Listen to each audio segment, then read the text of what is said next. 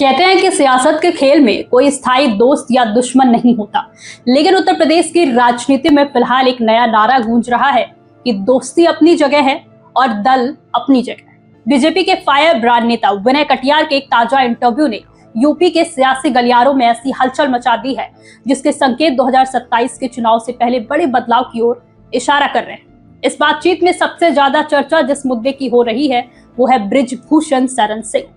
विनय कटियार ने बेहद बेबाकी से और ताल ठोक कर साफ कर दिया है कि चाहे बृजभूषण शरण सिंह समाजवादी पार्टी में चले जाए या किसी और दल का दामन थाम ले, वे उनकी और उनके पूरे परिवार की मदद हर हाल में करेंगे।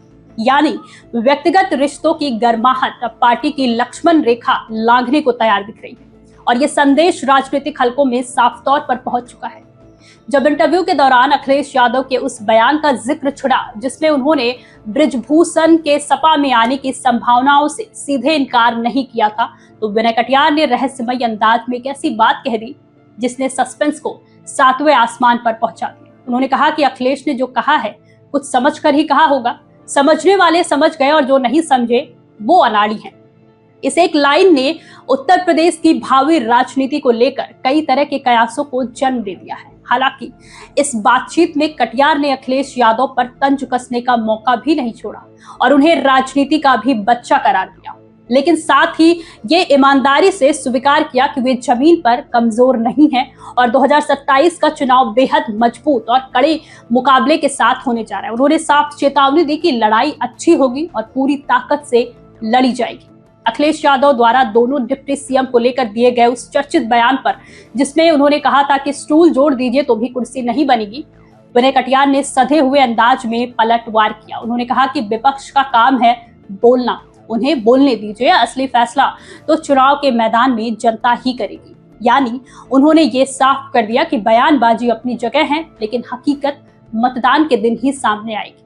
जब उनसे उनके खुद के चुनाव लड़ने को लेकर सवाल हुआ तो उन्होंने पत्ते तो नहीं खोले, लेकिन इतना जरूर कह दिया कि अगर जरूरत पड़ी तो वो भी मैदान में उतरने से पीछे नहीं हटेंगे।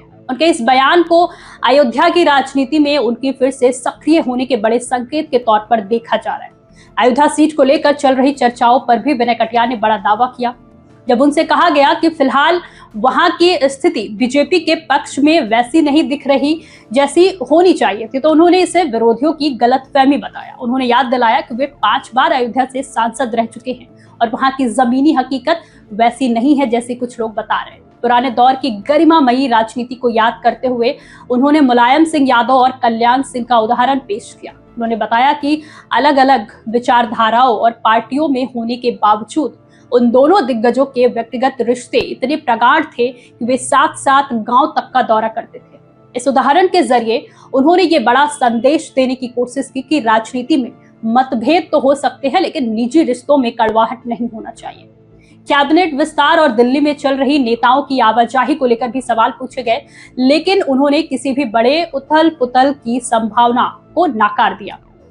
उन्होंने साफ कहा कि राजनीति में नई ऊर्जा जितनी जरूरी है, पुरानी नेताओं का तजुर्बा और अनुभव भी उतना ही कीमती होता है।